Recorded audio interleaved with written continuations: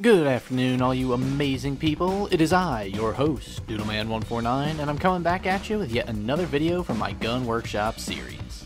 In today's video, I'll be going over the newest weapon added to Modern Warfare, the ultimate broken weapon to rival the FFAR and the MAC-10, the Sykov pistol. Otherwise known as the ASP, the Sykov was originally made in the USSR in 1951 and is chambered in 9mm ammunition. The weapon has a crazy high fire rate, even without the full auto barrel. With any other barrel, this weapon seems to be on par, if not slightly faster than the M19, otherwise the fastest pistol available. When you factor in the auto barrel, however, this weapon changes considerably. The rate of fire with this barrel is well over 800 rounds per minute, almost reaching the 900 range, and this alone makes for a devastating DPS value.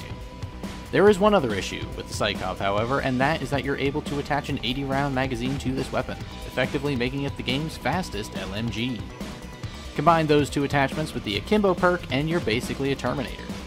That being said, without the auto barrel, this weapon is admittedly terrible.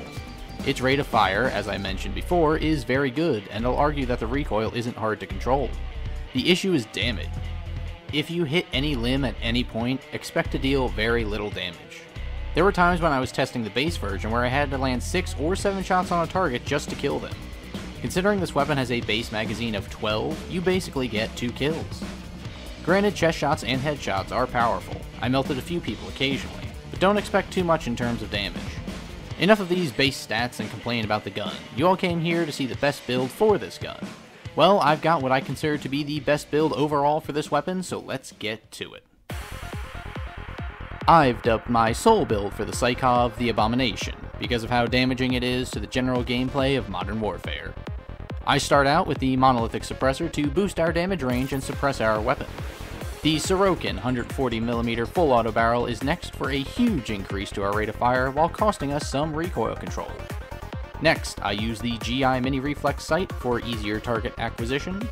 The VLK Elita grip is next up to reduce our recoil, because it's basically the rubberized grip tape. And this build is rounded off by the very reasonable 20-round magazines. The Abomination is personally what I consider to be the best build for this gun. Is this what most big names suggest? Probably not. They're probably going to promote the Akimbo function with the 5mm laser and 80-round magazines. But I don't really prefer the Akimbo style of shooting. There's too much variation and too much reliance on RNG. And after the nerfs on April 19th, combining Akimbo and the 80-round mags makes you move very slowly. Instead, what I provide is a pocket minigun that doesn't require you to run overkill in order to wield it. The monolithic suppressor is needed for this gun because, in my opinion, this weapon has terrible range, so any help there is gladly taken. The full auto barrel is just hands down the best barrel for this gun. The stubby barrel is just a waste, and the suppressed barrel just isn't good once the full auto one is unlocked. You can use any number of the reflex sights available on this gun. I just prefer the GI Mini for pistols since it has such a thin frame.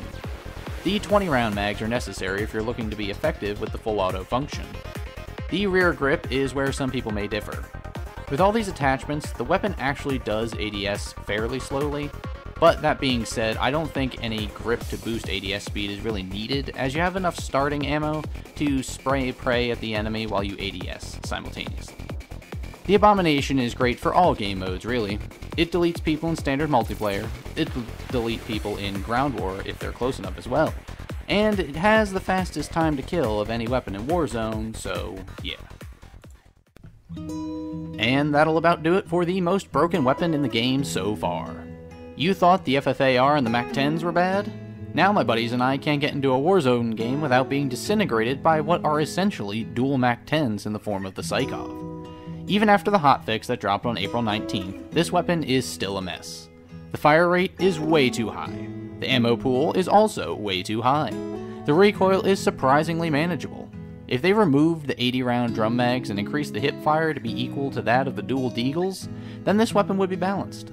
Its range isn't great, so 20 rounds spammed at someone might not always get you a kill.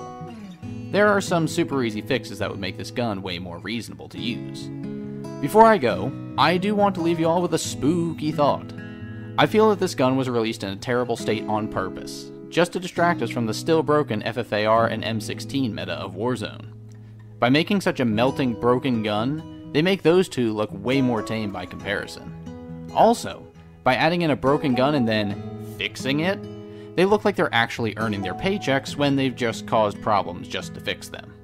Nothing is fixed here, folks. Even if they nerf the Sykov into the ground, don't forget what the real problem is here.